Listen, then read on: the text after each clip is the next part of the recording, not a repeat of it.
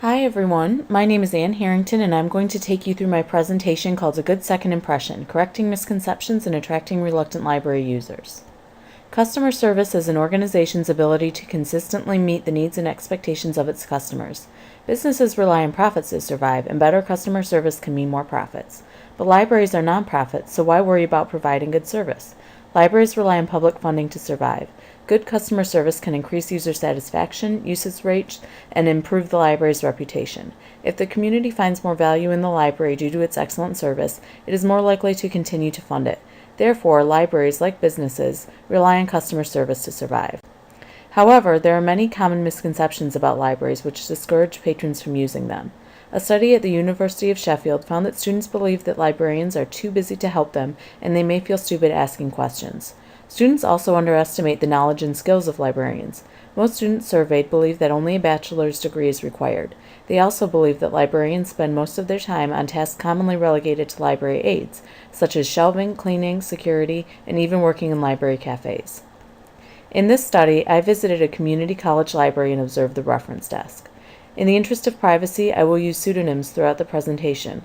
The college will be referred to as City Community College. The two library locations will be downtown and outskirts libraries, and the reference librarians will be George and Lucy respectively. City Community College has about 12,000 students. The outskirts library is the larger of the two, with around 70,000 books. The downtown library is much smaller, with only 5,000 in its collection. Both libraries also provide access to PCs. Students also have access to 70 electronic databases and over 70,000 ebooks.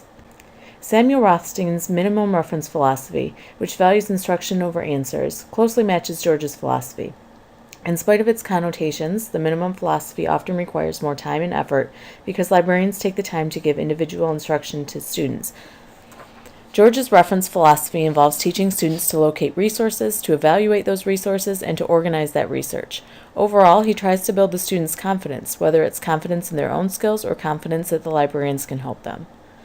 One way George tries to implement his reference philosophy and combat misconceptions about the library is by being approachable. He greets students, makes eye contact, and wears a name tag.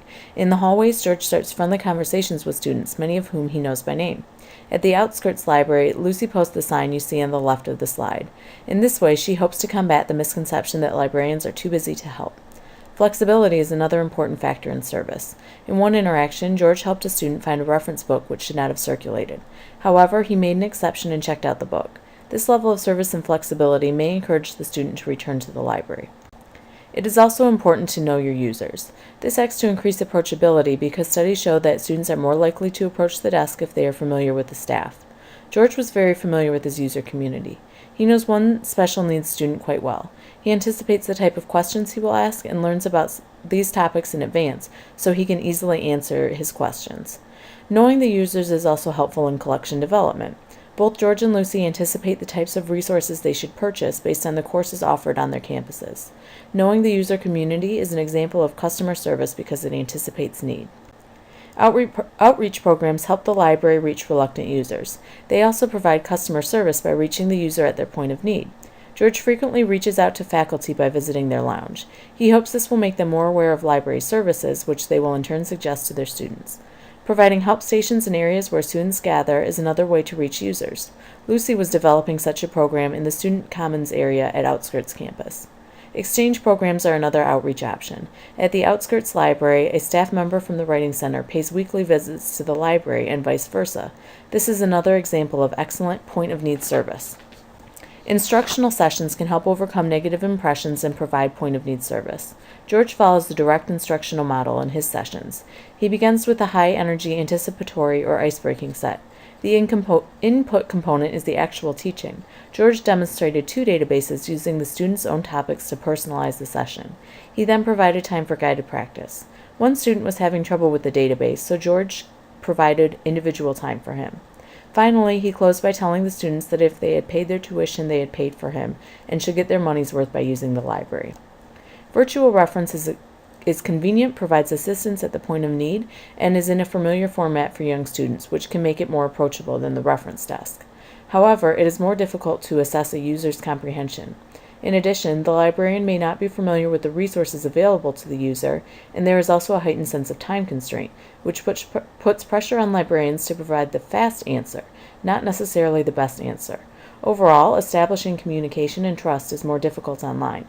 In one virtual reference interaction, George personalized the experience by using the student's name. He made sure she had access to her library's resources. He also asked how much time she had and broke up long messages with ellipsis. Although the sessions did not go perfectly, George requested a follow-up to ensure she got the help she needed. Libraries must work harder than ever to overcome negative first impressions and attract users away from the convenience of the internet. Libraries must press their advantage to do so, which is the ability to provide excellent customer service. City Community College provides service through reference philosophies, approachability, knowing their users, and outreach, instructional, and virtual reference programs. In these ways, they work to ensure their continued existence.